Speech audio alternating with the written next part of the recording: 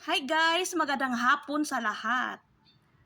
Ang gagawin ko today ay maglipat ng aking mga mellow cactus na ano na to sila. 1 year na to sila sa akin at bulok na yung mga pot. Tingnan yung pot niya. Yan, bulok na oh. At malaki na sila. Ayan. May mga damo pa. So, ayan, maliit yung pot niya. Kailangan tong ilipat kasi malaki na siya. Ito, oh. Ayan. Bulok na. Bulok na yung pot. Ito, malaki na siya, guys. Malapit na siguro to magbulaklak. Ayan. Ano lang to? 6 na piraso lang tong ilipat ko. At ang lilipatan ko ng aking melo ay old pot lang yung lilipatan ko. Meron naman ako mga old pots kasi marami.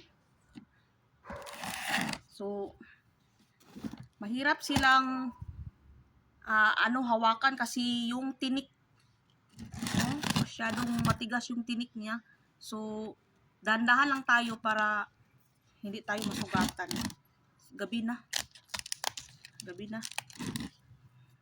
Matagal kasi ako nakauwi. So, ang soil mix nila guys, dagdagan ko na lang tong soil mix nila ng rice hull at saka garden soil. Dagdagan ko na lang to yung nila oh. Bilis-bilisan natin kasi gabi na.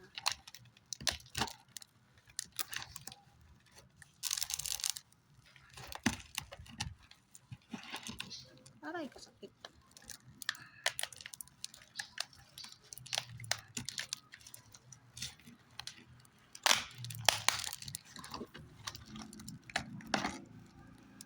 Hilting-hilti sila guys. O, tingnan nyo yung mga roots. Ayan, ang mga roots nila. Hilting-hilti. Hindi ko na to gagalawin. Kasi healthy naman yung kanyang kanyang roots. So, dagdagan ko na lang ng soil na rice hull at saka maraming to perlite at saka dalanghito na mga pamis, dalanghito na pamis. So, ang lagyan ko ng aking unang clay pot na kinulayan ko ng puti.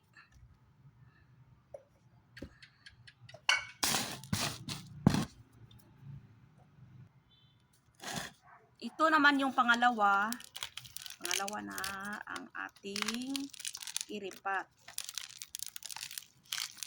Taran! Hilting-hilti din. Hilting-hilti din oh. Hindi ko na to gagalawin.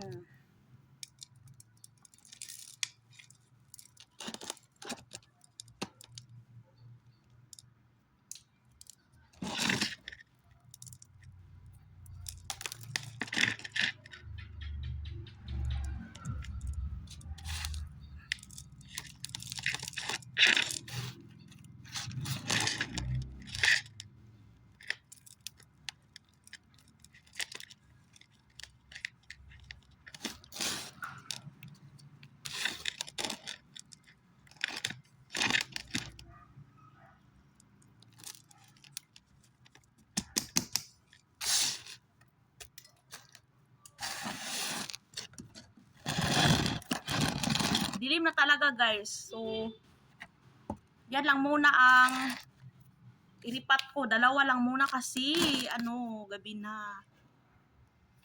Yun lang guys. Kung gusto nyo pang matuto at manood ng video ko, click nyo lang ang subscribe button at bell button sa baba ng video ko. See you next video. Bye! Magandang gabi!